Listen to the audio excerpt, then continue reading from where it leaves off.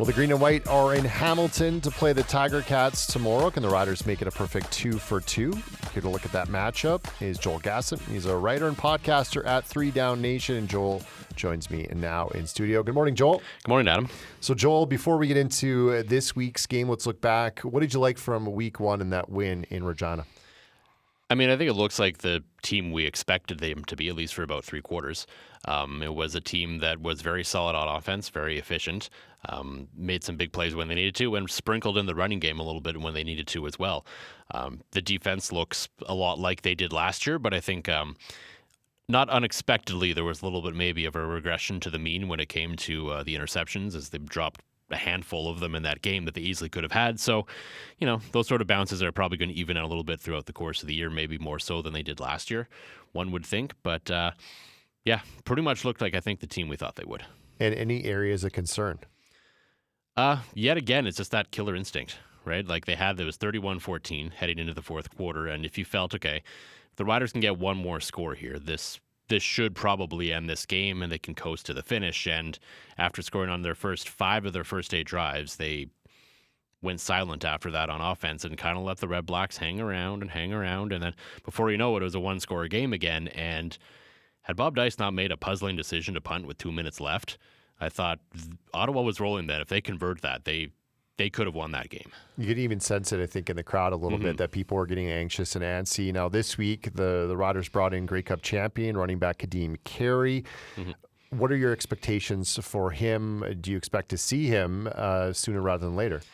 I mean, I don't think you sign a guy like that if you don't plan to play him. I have questions about whether he should be playing and how much he should be playing, because I think, quite frankly, Thomas Bertrand-Hudon, every time he's been given the opportunity to be the guy, has proven that he can do it, and he deserves the opportunity at this point, I think, to be the feature back.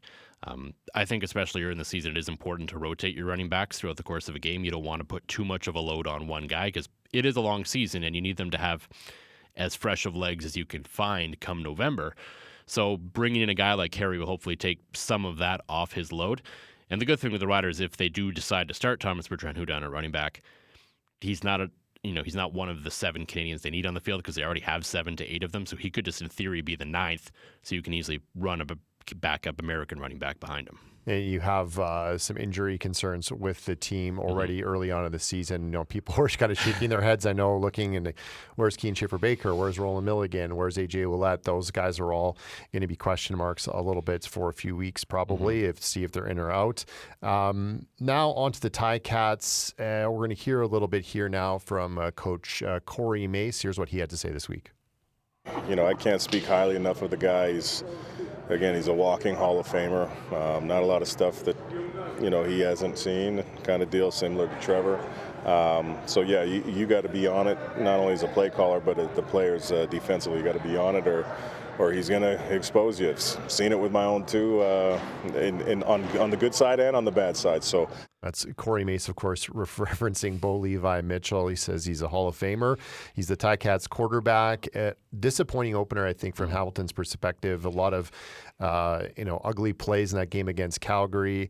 And you said last week that this is a kind of a glorified preseason game, only it counts for real. That's kind of what I took away from a lot of the games in the first week. What are your thoughts on the Ticats? The Hamilton Ticats, again, seem like the Hamilton Ticats. And I think that fan base is getting frustrated with how they seem to come out every June, July, into August and struggle. So I think the Hamilton Ticats, even though it's week 2, is a very important game for them to sort of let the pressure out of the room a little bit, perhaps, because I don't think in that Eastern Division, which we expect to be competitive, that they can afford to start, 1-8, 1-7 again, like they have in previous years. So if there's anything in that room, and if they're, if they are the team they think they are, I think this is a week they're going to have to bring it, and they're going to have to be as good as they think they are. I think there's, like Ottawa, there's questions about that defense. So scoring could be, optimal again in this game, which is always fun for us watching on the other side. No offense to defensive football, but the general masses prefer points being scored. Yes. So, I think we could definitely be seeing that happening again. But, Hamilton's always a tough place for this team to go to. Historically, no matter how the Hamilton Ticats have done, everyone knows the year the Hamilton Ticats won 2 games, and one of them was against the Saskatchewan Roughriders. Yes. So, anything's possible when the Riders go into that building for some reason. And speaking of anything being possible, the game last year was the Riders had lost that game effectively and came up with a couple of just incredible plays, some mistakes by Hamilton and Levi Mitchell.